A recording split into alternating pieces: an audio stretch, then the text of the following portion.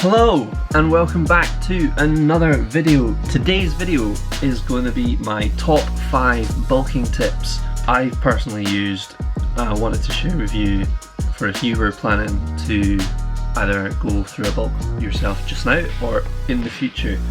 And rather than just sit down like most other YouTubers and just list off these 5 different facts, I thought it would be more informative for me to tell you them as I go through my daily routine whilst I am actually bulking. So rather than just talking the talk, I am also walking the walk, and you can also see that. So the first tip that I came up with is to be in a calorie surplus. You've probably heard a lot of people talking about this before. If you haven't, let me just briefly explain what that means.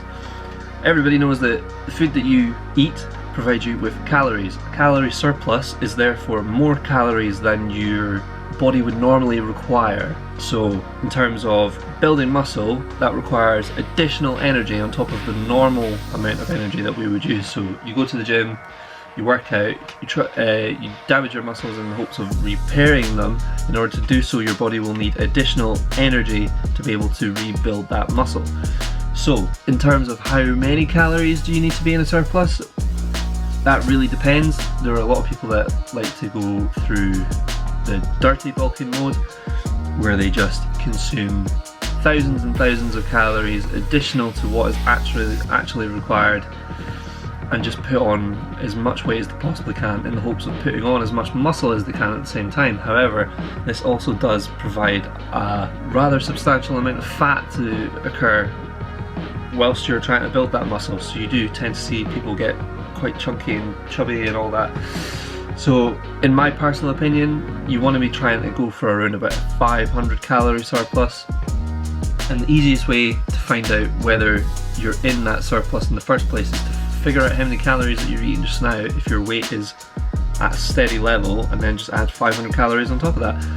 So the best way to do that is to actually create a food diary of yourself for a week and track absolutely everything that you're eating down to the very calorie, and then add 500 calories on top of that. You've got plenty of apps that allow you to help you to do this, so MyFitnessPal being one of them, or you can do it by hand the very old-fashioned way, which is a lot more time consuming. But anyways, I'm gonna have my breakfast. I'm having peanut butter toast, high in calories.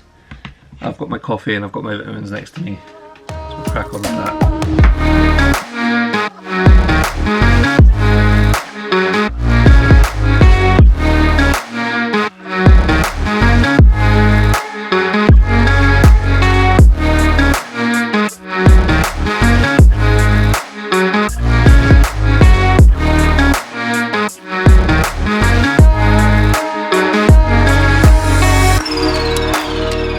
So we're done with that. I'm going to get ready for the gym, and I will catch up with you when we're outside.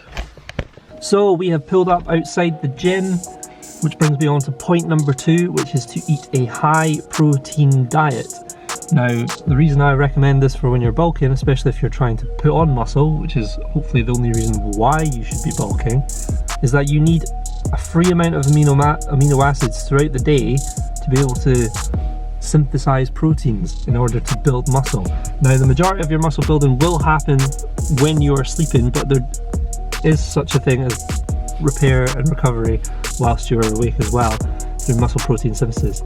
So what we normally recommend for if you are bulking and trying to put on muscle is 1 gram per pound of body weight.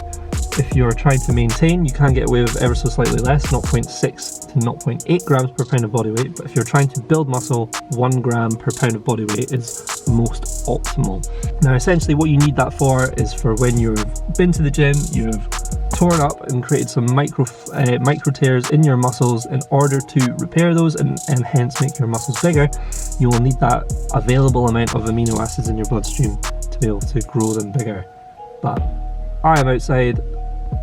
It's about lunchtime, so I'm going to get something to eat before I work out because I'm actually quite hungry.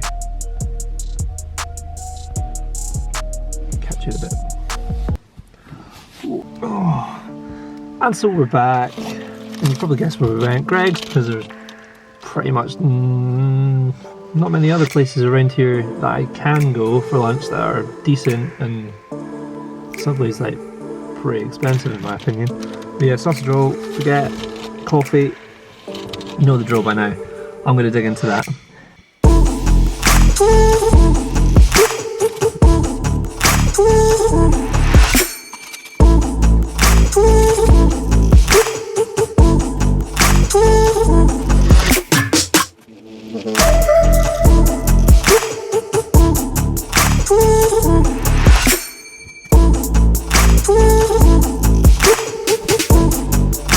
So that finishes up for us up for lunch. Blah, blah, blah. Get your words out. So that finishes up for us up for lunch. Done it again. So that finishes up. So that finishes up.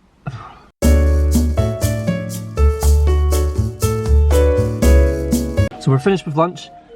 This brings me on to tip number 3, which is to have a consistent and progressive training program. It needs to be consistent because if you are training inconsistently and not training frequently enough and training all the muscle groups that in which you are wanting to grow, you will not be giving the stress stimulus to your body in order for those muscles to grow in the first place. And without that, you are just essentially making yourself fat. Even if you are eating loads of protein, without the stress of damaging your muscle to then repair it, to then make it bigger, it's just not going to happen. And the reason I say progressive as well is because it's just as important as it being consistent, in that you're training consistently throughout the week and training each muscle group that you want to build consistently. Unless it is progressive, then you will also not be putting on muscle, because it will be the same stress that you're putting on your body every single time, and there will be no reason for your body to grow. In order for you to grow your muscle, you need to therefore increase the stress that you're putting on your body over time, gradually, not giant steps or whatever, but gradually throughout time, by increasing either the intensity or the volume, in which that will create a greater stress than last time, and which will force your body to then rebuild and recover and build muscle to be able to cope with that new stress. And if you want to be able to build them further, then you need to then increase that stress. So progressively, as you can see, it's called progressive overload, but progressively making your training harder and harder over time, and that will allow you to help build muscle. Anyways, I'm about to go into the gym. Quite funny how all these tips have sort of fallen in order of how I wanted them to come out. Today is legs, so I'm going to be doing some squats and other stuff, but we'll jump in there and you'll see what I'm up to.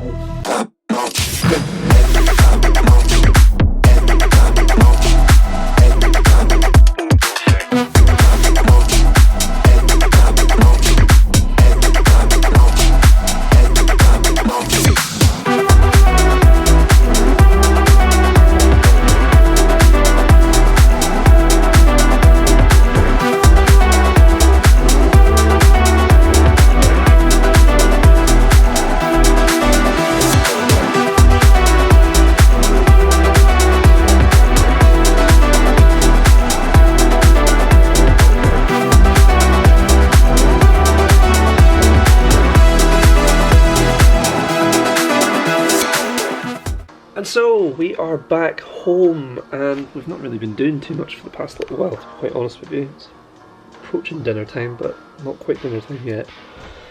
And we've just been chilling, recovering, got showered and cleaned up and all the rest of it. And the legs are absolutely burning. Great.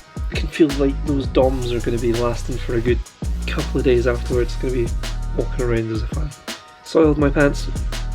But anyway, I've got to bring you tip number 4. Of the 5, because I said I'd give you 5 tips. Probably just as important as all the other ones, if not arguably the most important. All these tips are extremely important. Without any one of them, you are essentially limiting the amount of results that you can get from your training program and building muscle.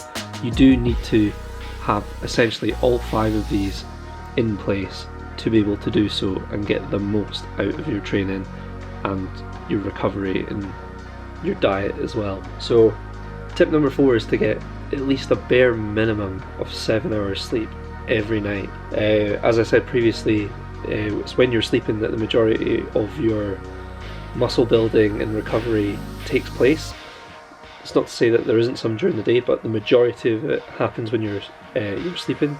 And so if you're not getting at least 7 hours sleep a night, then you're essentially not going to be recovering properly. You're not going to be repairing the muscles that you've damaged whilst you were training, and therefore you will not get bigger and stronger. It's as simple as that. So it's easier said than done, try to get sleep. Everybody's busy, everyone's got chaotic lives, but the biggest tip I could give you would be to go to bed at a regular time, and then also try and wake yourself up at a regular time.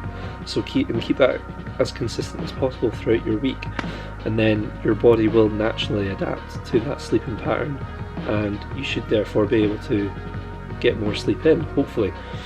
So 7 hours, I'd say any more than about 9 hours, then you're sort of overdoing it and you're probably lazy. But yes, around 7 to 9 hours of sleep. I know a lot of people say optimally about 8 hours of sleep is the best thing. For me personally, I know 7.5. Your sleep cycles tend to go in cycles of 90 minutes, so from that, 7.5 hours works out best for me.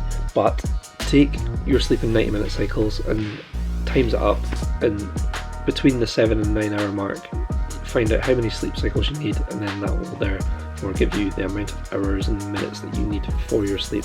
But yeah, biggest tip I can give you for that is to try and go to bed at a consistent time and wake up at a regular time as well, and that should help things on. But I think I am going to get some dinner sorted, so I will do that, and then once I've had some dinner I will come back on and I'll give you tip number 5. And so I have been invited out for dinner, so I'm not going to be filming that because I don't really want to be filming with my friends in a public place. So before I go and do that and then sign off the video for good, I have to give you tip number 5. And tip for number 5 is just be consistent and patient with the process. Bulking's not supposed to be a quick process, nor is it the most glamorized one. You're making yourself a bit fatter in the process of building muscle and all that, but all I can say is trust the process, be consistent with your calorie surplus and progressively overloading your training and getting your sleep in and eating loads of protein in combination, all 5 tips in one, and you will have a successful bulk. And then later on you'll have the chance to cut down and then show off all your gains that you've made over the winter period, or whenever you do decide to bulk. It's really up to you. But those are the 5 tips I give to you. Hopefully you find them useful, hopefully you put them into practice and have a successful bulking period for yourself. If you'd like me to design a program for you, or you'd be interested in some online coaching, I will leave the link for that in the description below. As always, if you've enjoyed the video, give it a like. If you're new around here, subscribe, and if not, I will catch you